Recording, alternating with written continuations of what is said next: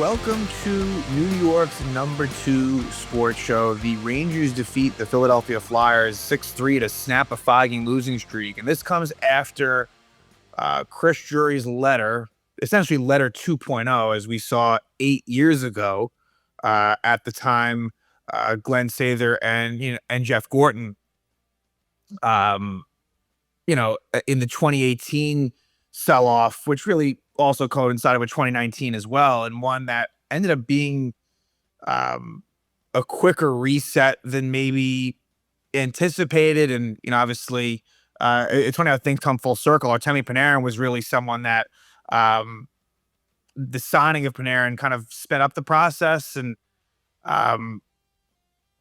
we can discuss, it's a conversation for another day, as far as whether it would have been more prudent to kind of wait and see. But obviously Panarin has been, in the regular season, really one of the most prolific Ranger forwards of all time, and what was an amazing signing. Obviously he's not without, his flaws and deficiencies, but now, and look, I think we knew this, if you're paying attention, that, it was all more than likely that Artemi Panarin was going to be traded. And, it has come out that, they won't be giving him a contract extension. And it sounds like he will waive his no movement clause. Now, it may be, the Ranger return could be a little bit lessened by the fact that Panarin, may not be amiable to, maybe what is the best offer coming in, right? Like, he's going to want to go to a place that he has a real good chance of winning a cup, right? And then from there, what he does in free agency is a story for another day.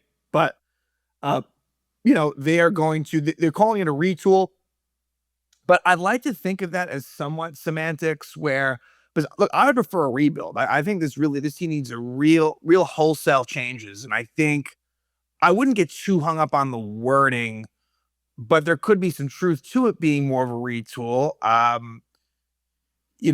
But I also think that it's easier to say that, or it's more preferable for them to say that, when you have season ticket holders and people that really maybe aren't diehard fans, and it kind of makes it feel like, all right, like maybe this won't be such a long process. But I'm all right if it is. I really think that this team really needs to build up their prospect pool. It's really barren, draft capital wise. And, not to say there aren't some players on this team. Look, we saw in this game that they won 6-3, although one of the big contributors, and we'll speak about a lot of milestones actually that came out of this game.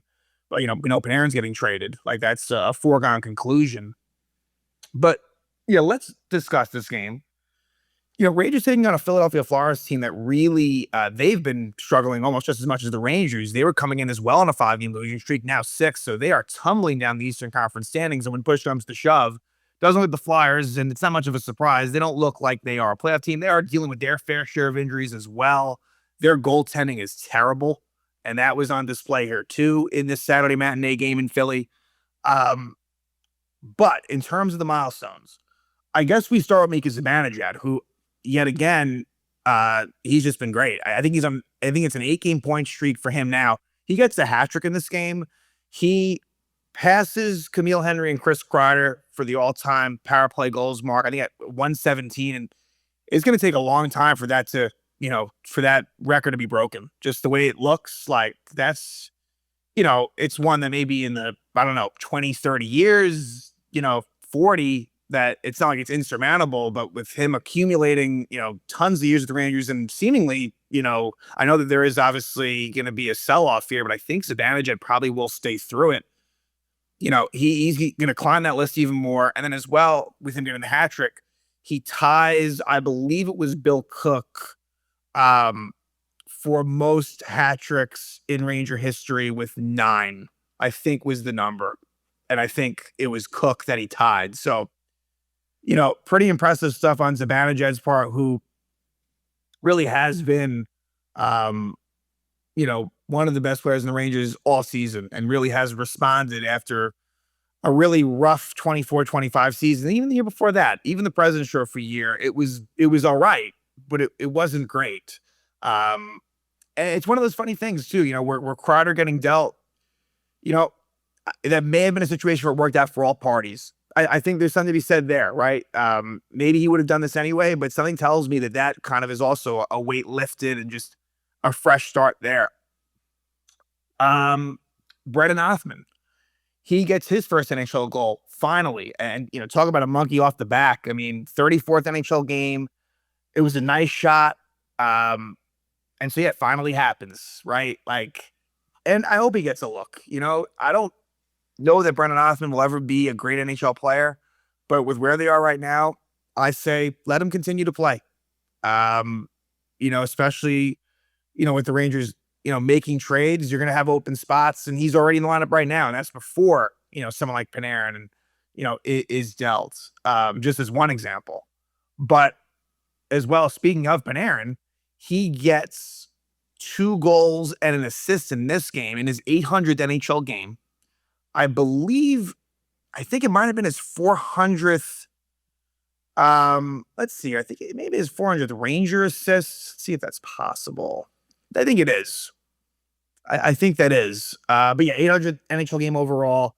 He's on a 9-game point streak. Again, Zibanejad and Panarin have really both been very good, even though the Rangers have been piling up tons of losses. Like, they have really been pretty excellent as far as goal scoring is concerned.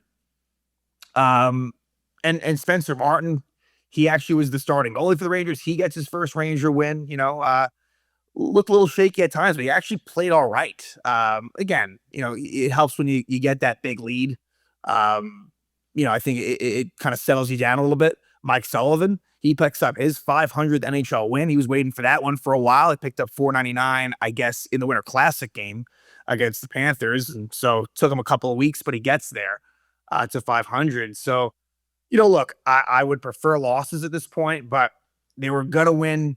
Right? They weren't going to lose forever. And hey, if you're going to do it, may as well get some of these round numbers. And, who knows how much longer it's going to be, right? As far as Panarin goes, I do think that, whereas I've been back and forth on this, where, for a while I felt like maybe he gets traded after the Olympic break, as someone who loves New York, maybe they'll allow that. But there's a risk on the Ranger part. Like, you don't want Panarin to get hurt. That would be horrible if he somehow got hurt. So I feel as if Panarin, don't be surprised with anything, but he really, sooner than later, I think there's a very decent chance that Panarin does get dealt before the Olympic break.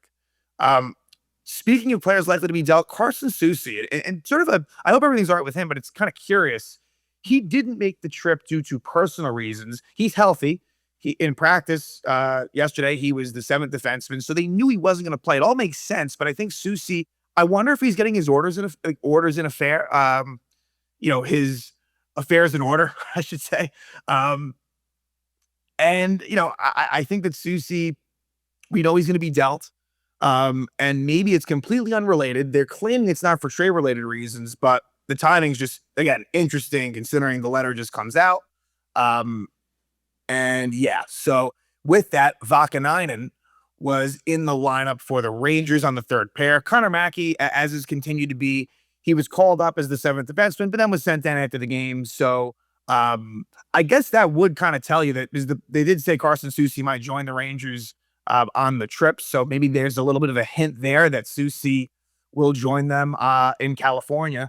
So again, for the defensive pairings, it's kind of what it's been, but it was Vakanainen in for Soucy on that third pair with Scott Morrow, Spencer Martin in net, not Jonathan Quick. And, we kind of speculated on that a little bit because, again, Quick really has struggled and he kind of needed a breather. So it's not, overly stunning the fact that they would basically have Spencer Martin be the goalie in this one. So I guess we may as well begin. Again, the forward, Matt Rempe, again, out of the lineup. And I got to think that, it's a combination of him trying to heal, but as well, maybe not playing the best when he was in there.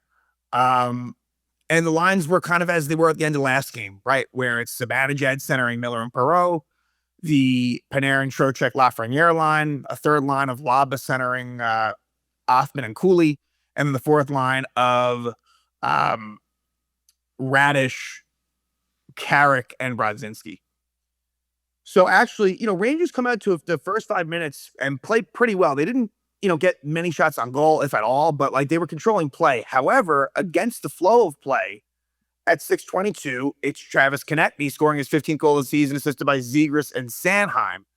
And, a failed connection between Gavrikov and Zibanejad, and against Schneider, again, like a bit out of position. The Gavrikov Schneider pair has not been good. Um, and, again, speaking about players that are traded, Braden Schneider, like that's the guy I could see possibly being dealt by the deadline. It's within the realm of possibility. And, it's one that I think Spencer Martin, who again is not very good, he's really just organizational depth, and a journeyman. Konechny, takes the shot and scores, and the Flyers take a 1-0 lead.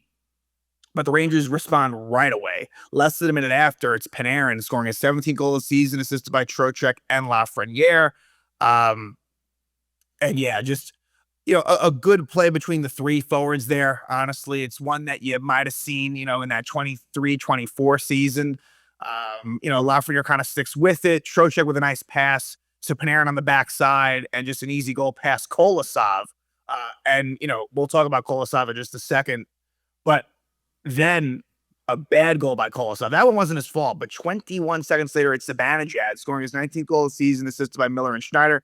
Good job by JT Miller, kind of getting in on the physical act there, delivering a hit, kind of causing the Rangers to get possession of the puck in the Flyers zone. And Zibanejad with a very innocent shot from up top goes past Kolosov. That's one he needs. Kolosov needs to make that save. And then the Rangers score again at 8:25. And so the Rangers get 3 goals in a span of a minute and 20 seconds. And it's Brennan Othmann's first NHL goal, assisted by Will Cooley. It ends up being a 3-on-1 for that line, with Laba kind of going up the middle, Cooley keeping it simple, and making it pass from left to right to Othmann. Othmann gets it and delivers a nice shot. And actually, Othmann, when we talk about his skill set, he's got a nice shot. When he has time to release it, it's a good one. He's hit the post a couple times recently, but now he was rewarded, and good for him, honestly, for him to get that. Means a lot, and to do it in a Ranger uniform, because he's another guy, like, I think he'll get a chance, but at the same time, he's been in trade rumors, like, could he be part of a deal? Possibly. But at this point for me, I'd say let him play and, hope to somehow build some value, if nothing else. But so yeah, that makes it 3-1, and Kolosov is pulled. I believe it was 3 shots, 3 goals. Dan Vladar, who's been their starter, he was out. So the backup, and who has been the starter lately, Sam Ersson, comes in. And the Rangers faced Ersson in that game at the Garden where he wasn't good, and now Kolosov here. So the Rangers have been the benefit versus the Flyers in both games of poor Flyer goaltending. Again, not that Dan Vladar is anything amazing, but they didn't face him on either occasion, and he has unequivocally been their most consistent starter at net. So that's 3-1 Rangers there. At 10:02, Will Cooley is called for roughing Jamie Drysdale. Rangers kill that one off. Flyers have a very bad power play. It was their only power play opportunity, and I think they have the worst power play in the league, percentage-wise. So it's 3-1 Rangers after 1. And so at that point, Rangers are in control, but depending on how the second period would go, like it could have changed quickly, right? Especially with Spencer Martin net, with how fragile the Rangers can be. But not only do the Flyers take 1 penalty, but they take 2, which is their undoing. Michkov trips Robertson at 44-second mark in the second. That's killed off. But then Ersson, delay of game at 3:44. And by the end of it, with 6 seconds left, it's Zibanejad scoring a second goal of the game, 20th of the season, on the power play from Panarin and Trocheck. And that's the one where Zibanejad breaks the Ranger record for power play goals in team history with 117. And just a really nice passing play by the Panarin finds Zibanejad, and just a really nice shot, goes under the bar past Ersson to give the Rangers a 4-1 lead. And then Zibanejad's at it again. And this is one where the Rangers get a little bit of an odd man situation. And Zibanejad gets the hat trick goal, 21st goal of the season, 17th, assisted by Miller and Morrow at 8:25. And for Zibanejad, he ties the team record for hat tricks. And so that is, fairly, if Zibanejad sticks around, it's fairly likely to be broken as well. And it's Zibanejad's second hat trick in about almost, a little more than 2 weeks, because he had that one in the Winter Classic. Nice quick passing play. Morrow makes a nice play in the neutral zone to set that up, and Miller with a quick pass to Zibanejad. So some decent chemistry there that happened at the end of last year between Miller and Zibanejad. Now they're back as line mates again. So that makes it 5-1 Rangers. Then at 9:12, matching minors, so Emil Andre and Brennan Othmann. So it makes it 4-on-4. Nothing comes of that. And then at 14:31, it's Panarin scoring his 18th goal of the season, assisted by Lafreniere. And at this point with Panarin, like any goal he gets, it could be his last as a Ranger, right? And you like as frustrating as he can be, you're gonna when Panarin's gone, it's gonna be very noticeable. Like he drives offense. He's one of the greatest distributors in the game still. And it's unfortunate that this is the way that it has to go. I agree with moving him. Like it has to be done, but who knows how much longer? Again, it could be any game now, honestly, where all of a sudden it may come out. Artemi Panarin held out for managerial, whatever they call it. You know, managerial reasons or whatever, and you basically know they're holding him out for a trade. So yeah, he gets his 18th goal of the season, 2nd of the game, assisted by Lafreniere at 14:31. And yeah, just a great shot by Panarin. He's one of the few. He's got a great release.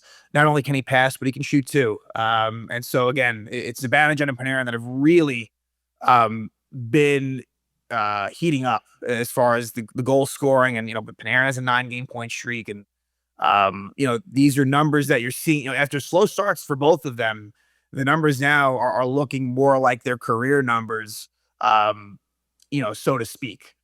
6-1 Rangers there. And then at 15:22, the Flyers take a penalty. Robertson's tripped by Grebenkin, and it would actually be a shortened goal. Not a great play by Vincent Trocheck, who, look, I think is going to be heavily involved as far as trade rumors go. I would trade him. Look, there's not many players I wouldn't trade, to be honest. But Trocheck I think you can get a decent haul for Trocheck. He's got 3 years left of his deal at this season, and maybe that is more of an off-season move, but I think Trocheck's a very interesting name to hear of, right? Because the Panarins and the Soucies are obvious. It's what is beyond that I think is really most intriguing. And Trocheck feels like one. He doesn't have a full no move clause, so he doesn't have full say in where he goes. It could lead to him being on the move, and I would be in agreement with it if it does happen.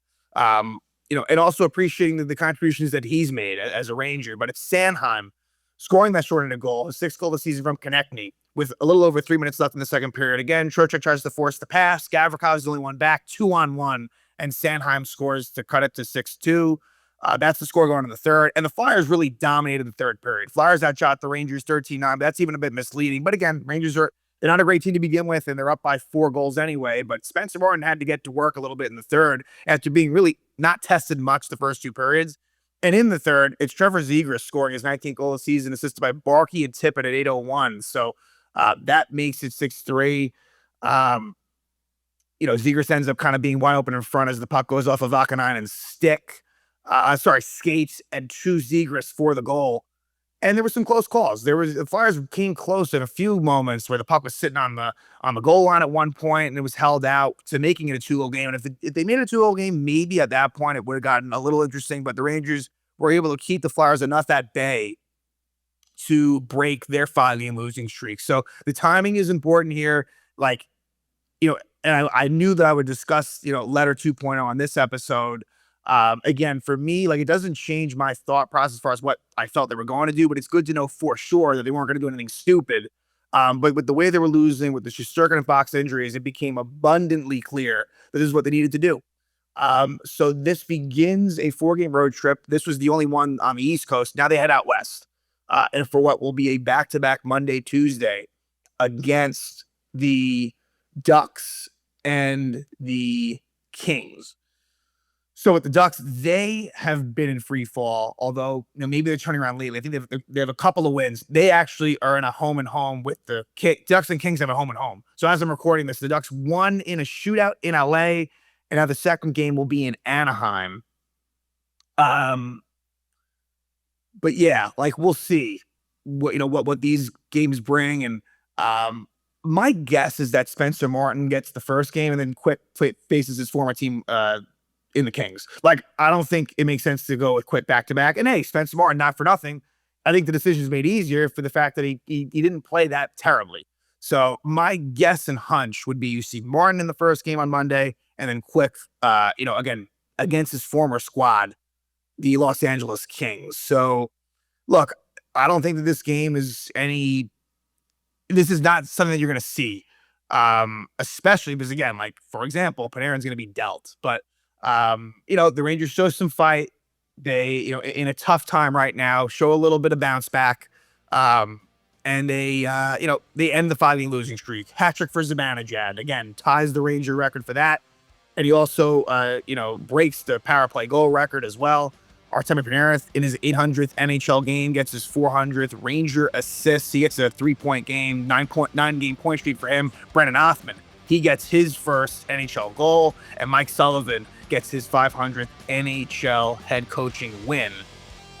So again, a day of milestones in Philly against the Flyers as the Rangers win 6-3, and now they will head out west.